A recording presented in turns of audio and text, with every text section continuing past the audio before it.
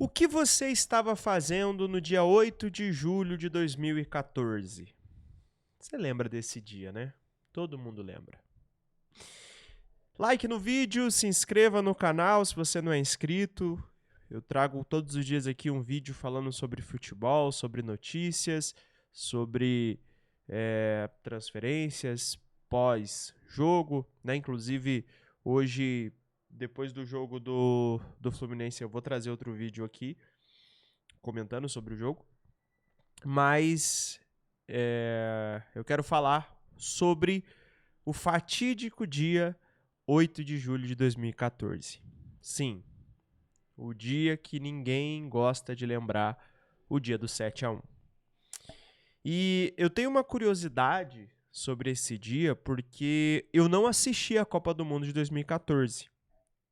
Mesmo amando o futebol era uma coisa que sempre fez parte da minha vida, mas eu fazia parte de uma igreja e por um motivo religioso, a igreja fez um propósito lá para não assistir a Copa do Mundo, eu acatei e eu fiquei sem assistir a Copa, né? E para mim eu dizia, quando acabar isso aqui, eu vou assistir a Copa do Mundo. Eu não quero saber o que vai ser, independentemente de quem ganhar, porque na minha visão o Brasil ia ser campeão. Né? Acho que na visão não só minha, como de todo mundo. Inclusive, eu lembro até que o primeiro dia, o jogo do Brasil, o jogo da abertura, pra mim foi um tormento, né? Não assistir aquele jogo. Mas, enfim, o Brasil... então, eu dizia que, cara, quando acabar a Copa, eu vou assistir todos os jogos, independentemente do que seja. E aí os dias foram passando, aí eu ficava sabendo da goleada lá que a Holanda deu na Espanha, e eu falei, meu, caramba, cara, eu quero assistir, enfim, né? E aí veio o dia 8 de julho, o dia do 7-1. Eu lembro que esse dia eu tava na casa dos meus pais, eu fui pra casa dos meus pais esse dia, e eu falei, cara, eu vou dormir na hora do jogo porque eu não tô assistindo o jogo. E eu lembro que eu tentei dormir por meia hora, não consegui. Quando eu fui pra sala onde meu pai tava assistindo, meu pai virou pra mim e falou, ó, tá 5-0 pra Alemanha. E aí eu não acreditei. Eu olhei aquilo e falei, cara, como assim? Como assim 5-0 pra Alemanha? Eu perguntei pra ele, pai, mas como assim? Ele falou, não sei também. Meu pai ficou incrédulo também com aquela cena. E aí eu lembro que eu parei, sentei e assisti o segundo tempo do que foi aquele jogo, aquele 7-1, né? E assim, foi um dia que, pra mim, ali pra mim eu perdi toda a vontade que eu tinha de assistir os jogos da Copa, porque falei, cara, não faz sentido, o Brasil tomou 7-1, cara, não tem lógica isso. E aí depois eu fui ver o histórico dos jogos, né? E a Alemanha, ela não estava jogando um futebol brilhante. Muito pelo contrário. A Alemanha sofreu para ganhar da Argélia na prorrogação, né, com o Neuer sendo fundamental, inclusive. A Alemanha quase foi eliminada pela Argélia nas oitavas de final.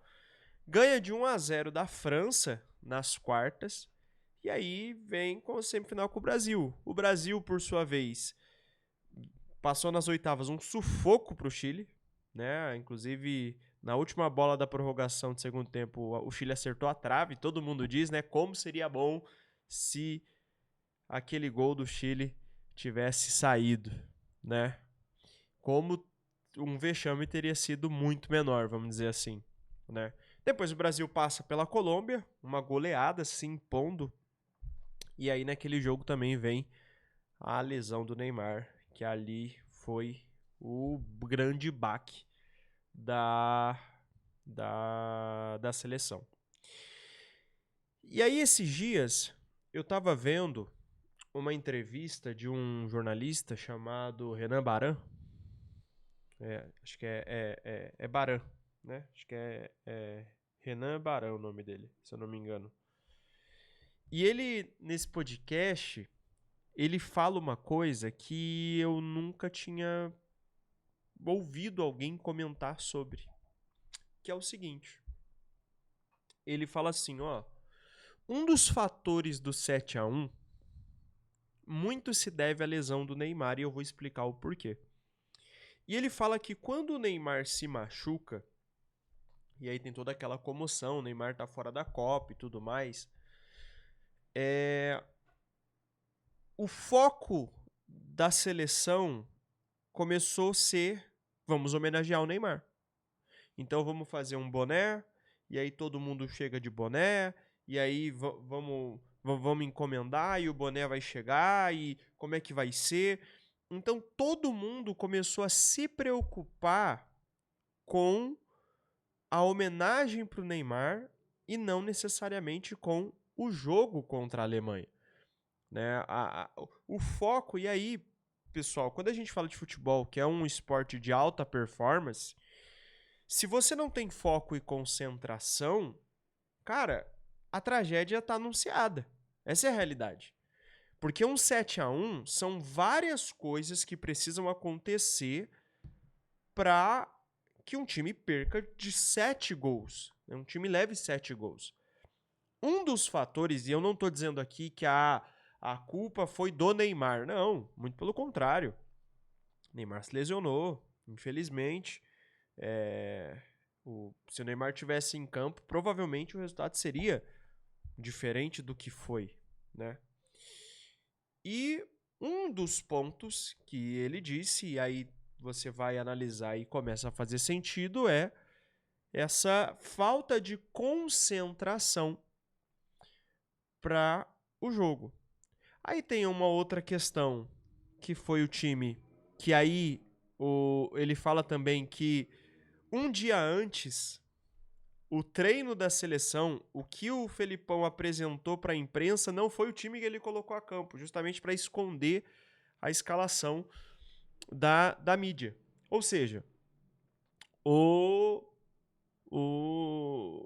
ele basicamente não treinou com o time que jogou contra a Alemanha, né?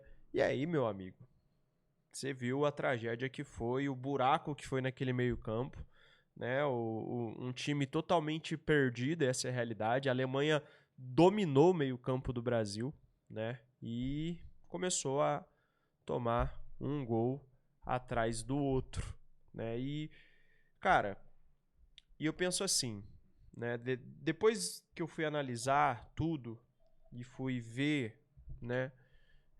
Até hoje eu não assisti o jogo completo, mas eu fui ver os melhores momentos e tudo mais. E eu preciso parar um dia pra assistir o jogo completo, porque, cara, até hoje não me desce o 7-1, sabe? Mas uma das coisas que me impressionou foi que, poxa, seu time toma 3 gols no primeiro tempo, você tem que mexer no time. E o Brasil toma 5 gols, vai pro intervalo e volta sem alteração nenhuma.